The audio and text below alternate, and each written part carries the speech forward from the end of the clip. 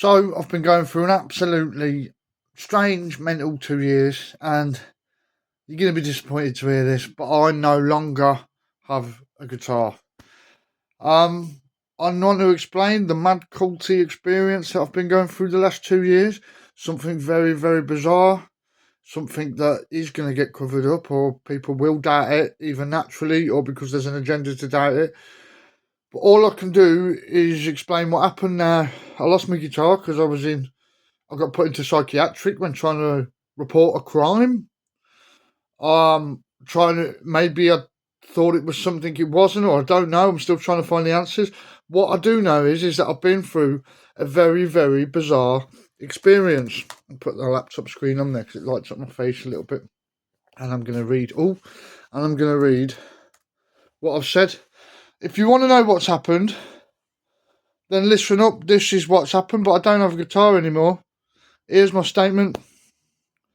My name is Ben Westwood, and I believe for the last 2 years I've been targeted by a cult that has been running on and with a major social media app.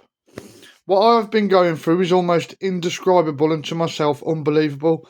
Although when I have got talking with some people about the events I've been going through, some people have claimed that this happens all of the time. Let me just interject there. I can't believe, people just go, oh yeah, this happens. What? Listen up. Unfortunately, what I'm about to describe has led me to having a spell in psychiatric and causing major unnecessary issues in my life, including losing my guitar. I'm going to put a GoFundMe link on this, or a PayPal or something, yeah? I also need this video for my GoFundMe also.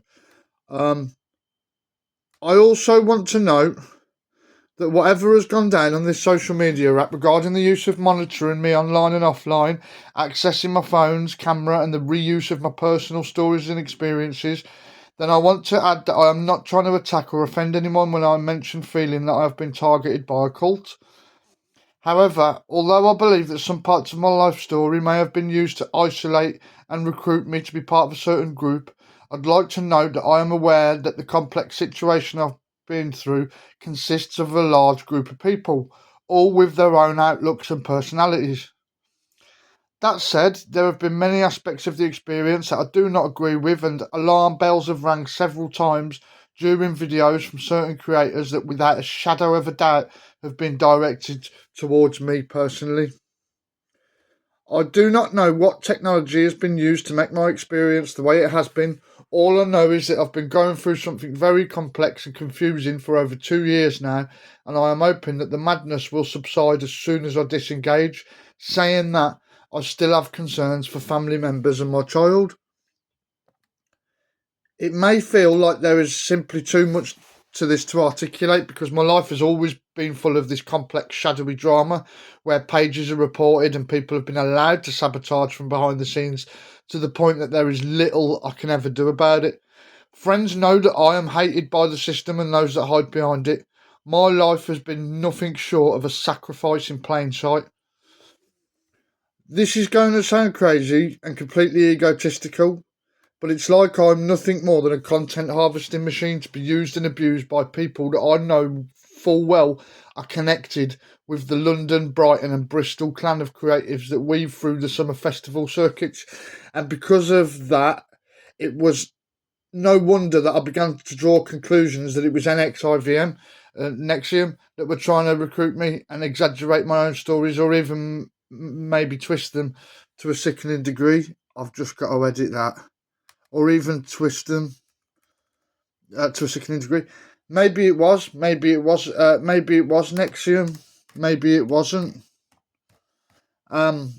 Maybe it's just some twisted hippie cult that at one point revealed their true colours when fishing hard for confessions. That's when I knew for sure something was up. Not that I shouldn't have recognised it 2 years before, with the wild claims of about to becoming famous beyond my own doubt and things like this. If you're asking for proof of these messages, then let me tell you one thing: clever people know how to send you a message directly towards yourself, without not just like you know when someone's talking to you. If anybody else ever going through the same experience ever thought, have they just been getting all this information from my Facebook posts? Then you are likely right. Groups such as Nexium and other copycat groups just love to scrape all your data and then use that very data to get inside your head. It's not like I even know who the group that targeted me was. Was it the police in revenge of the sacking over a decade ago? Was it some sort of intelligence operation to make me tell stories that were blatantly false? The truth is, I don't know, but what I do know is that if this group of mystery figures would have had their way, they would have had you believing that I was stolen from birth, or they would have had me believing, that I was stolen from birth, that my real parents were connected to royalty, that everyone in my family was a child predator, that they're all hiring hitmen to take me out, among many other sickening things. Things get even freakier too when the algorithm gets manipulated either by targeted ads or simply your own browsing patterns.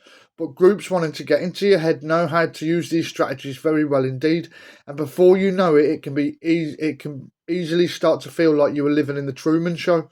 That's exactly how it felt.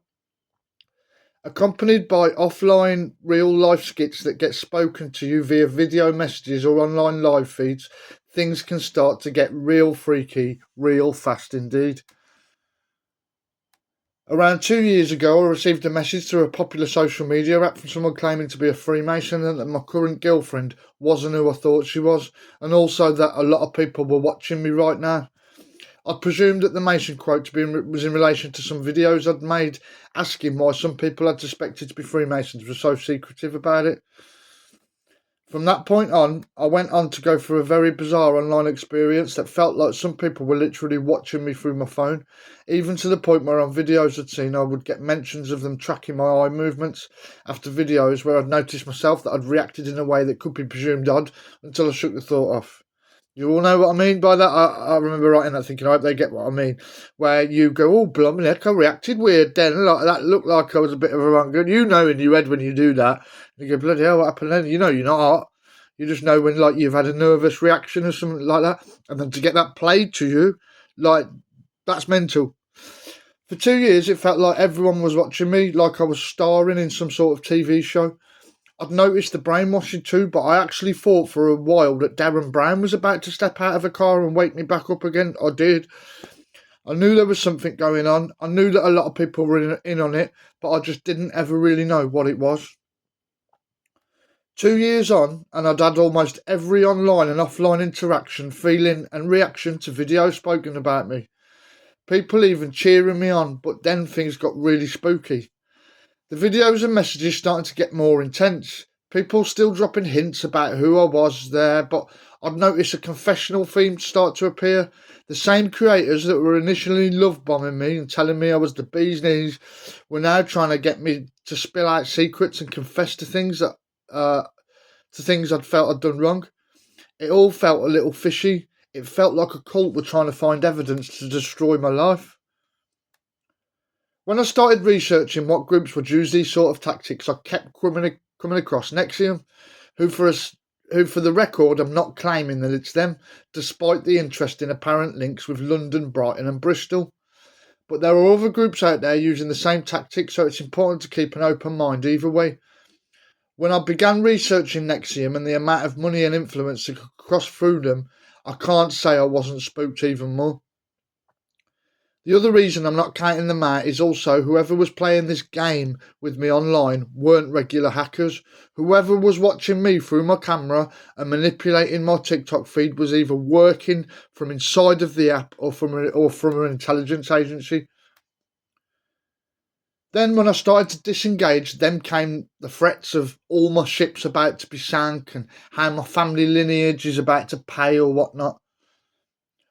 One thing to know also regarding concerns for my own family welfare is that despite not knowing a lot about the case, legally on paper Nexium has been linked with human trafficking and forced labour, two things that people that know me well enough know is at the opposite end of the spectrum from where I stand.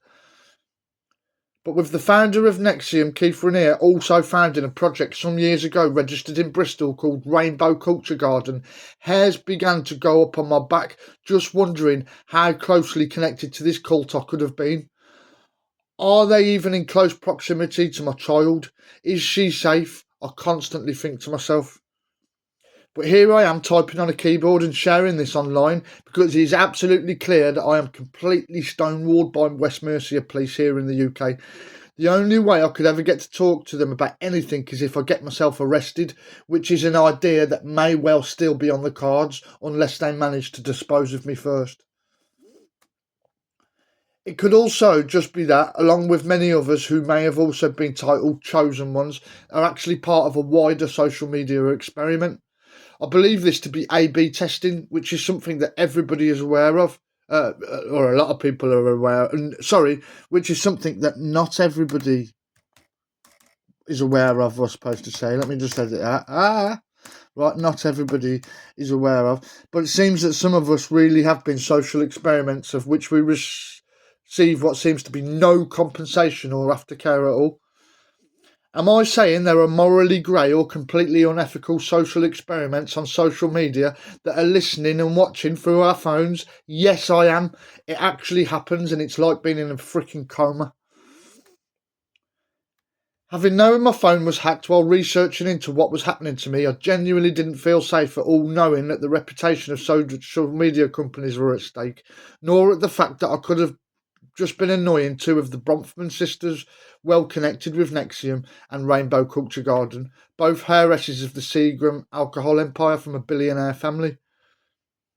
With it in my head at the time that it was Nexium, the advice I got given was to seek a place of safety urgently and contact the police.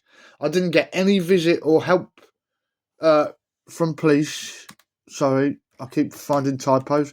From police, nor mental health on the first calls from 999. Sorry, I didn't get any visit or help from police nor mental health on my first calls, four calls from home to 999. Instead, in the morning, all that came was a big red skip park outside the house with not much rubbish nearby to take. I'm sure you all know what I was thinking. Not wanting to end up in landfill, I caught a train to London that day and attempted to get help from the police. Some of you are already wondering how stupid I was to do that, I know, but I actually thought a detective or someone would look at this. Instead, I got locked up in a psych ward for over a month, and in the process losing my guitar that was in the pawn shop, mostly all paid off and just waiting for me to come and pay off just once more before I was due to reunite with it on payday. That day sadly never came, as I was locked in a psych ward worried about all sorts of stuff, including the cat, my flat, missing birthdays because of it all, and people telling me that I was simply crazy. For those who've witnessed all of the other sabotages that have bizarrely been allowed to happen in front of your eyes, with everyone turning their backs, maybe, just maybe, we're getting closer to the prize of working out what's actually going on here. People might say that it's not worth it to pry and that I'm out my depth, but what else am I to do as long as I'm still under attack? I'm hoping that someone out there understands me, believes me, or even if they don't, will still try to help me out.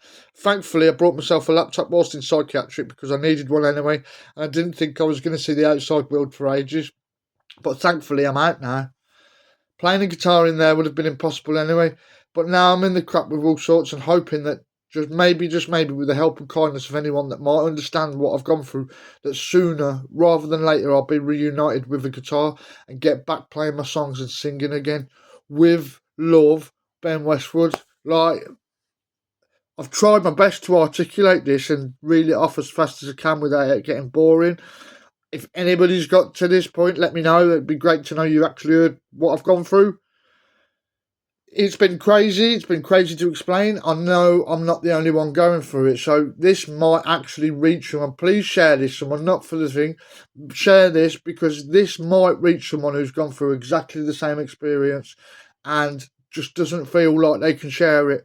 I'm telling you, if you've heard anybody talk about this and you don't quite believe them, send them this video. Let them know they're not alone. I'm going to put a link to my PayPal. I'm going to put a link to a GoFundMe. If anybody wants to help me get a guitar or I'm sitting in having nothing. I shouldn't have really brought a laptop, but I needed it anyway. Didn't think I was going to be out of psychiatric yet. I am now. But yeah. Take care, folks. It's been emotional. Over and out.